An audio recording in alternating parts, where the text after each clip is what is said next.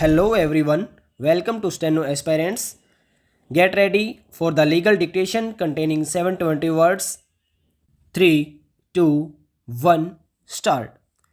A further application was filed by one Mr. A.K. Arora, who is also an MLA of the Haryana Vidhan Sabha. The prayer in all these said applications was for leave to intervene in the special leave petition filed by the Speaker of the Haryana Vidhan Sabha. The same were allowed by order dated 28th February 2012.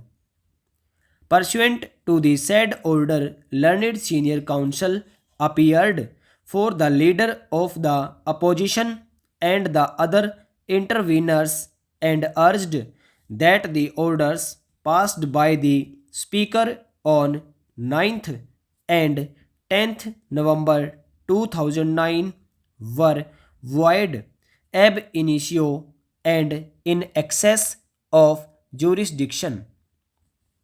However, in the lengthy submissions advanced by the advocate in relation to the provisions of erstwhile paragraph 3 and paragraph 4 of the 10th schedule to the Constitution, reference was made to various decisions of this court. The same are, however, all based on decisions taken by the Speaker on the question of split or merger, while in the instant case we are concerned with the inaction of the Speaker in disposing of the disqualification petitions filed by the respondent number 1 and the jurisdiction of the High Court to issue interim orders restraining a member of the House from discharging his functions as an elected representative of his constituents despite the provisions of paragraph 6 of the 10th schedule to the Constitution. Most of the questions raised by the senior advocate contemplate a situation where the Speaker had taken a final decision on a disqualification petition.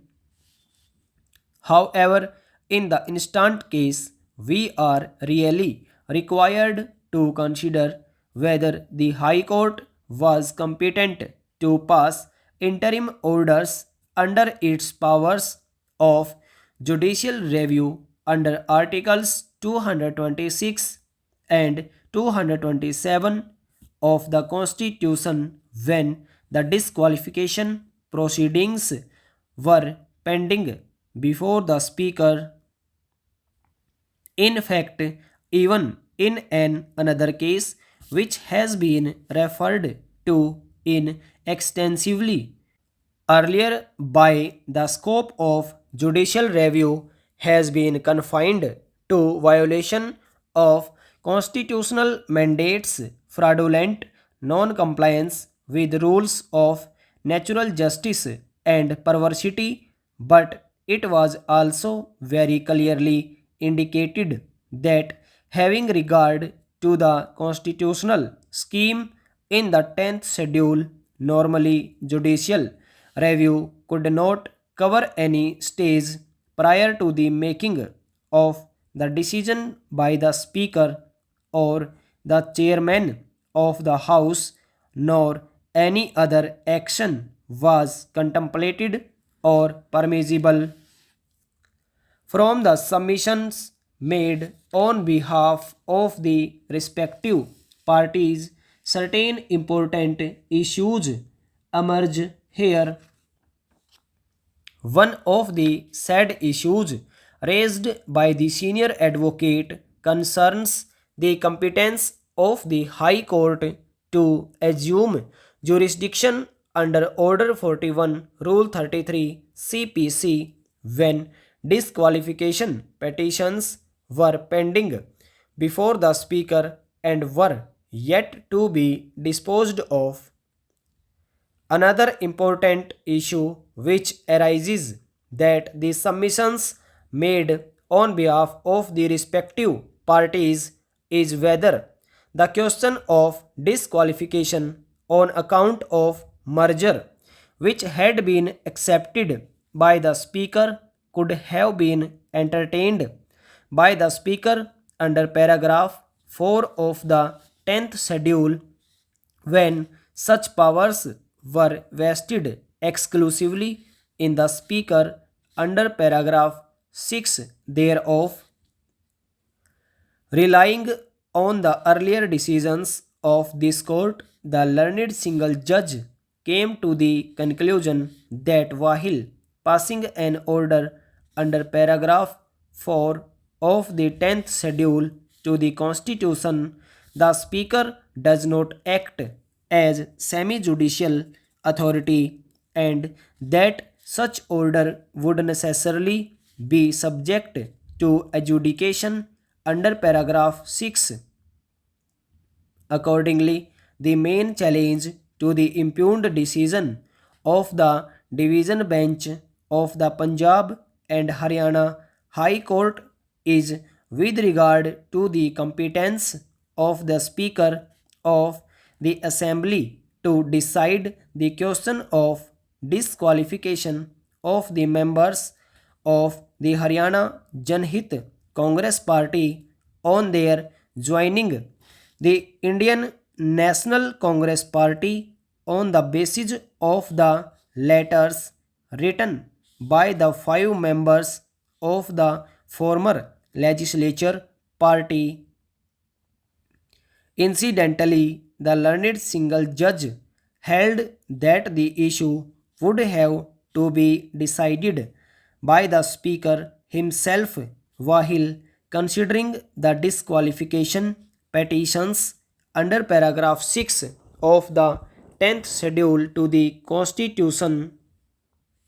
What is important, however, is the question as to whether such a decision could be arrived at under paragraph 4 of the 10th schedule to the Constitution, where under the Speaker has not been given any authority to decide such an issue.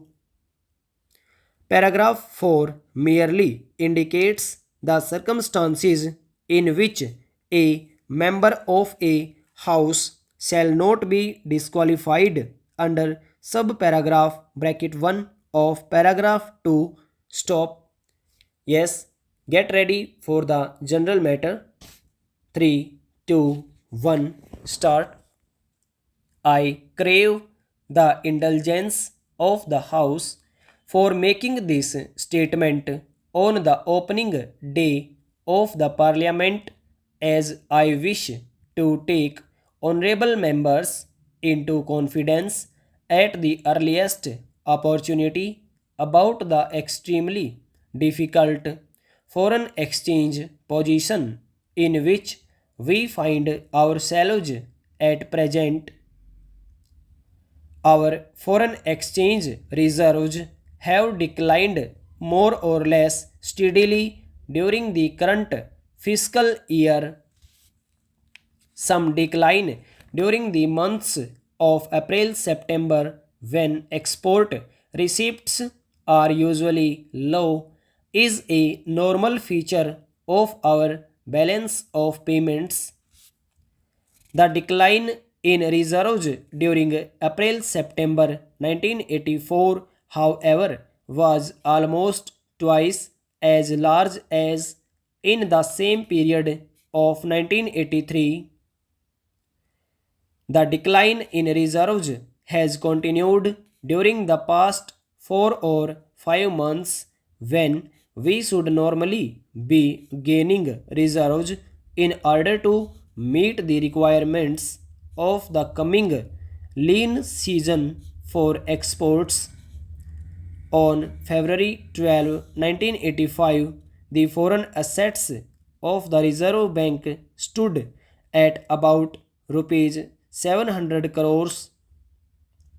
As honorable members are aware, the Reserve Bank is required to hold a minimum rupees 800 crores of reserve in the form of gold and foreign securities. The Reserve Bank has been able, in fact, to abide by this requirement for some time only on the basis of a transfer to the Bank of Gold, which the government had acquired over the years. The recent decline in reserves is the result of a variety of factors. In view of shortages of food grains in the country and the pressure on prices, we have had to provide for larger imports of food and fertilizers against free foreign exchange. Payments on account of defense imports have also been increasing, and we have had to provide for larger repayment obligations in respect of the growing volume of our indebtedness abroad.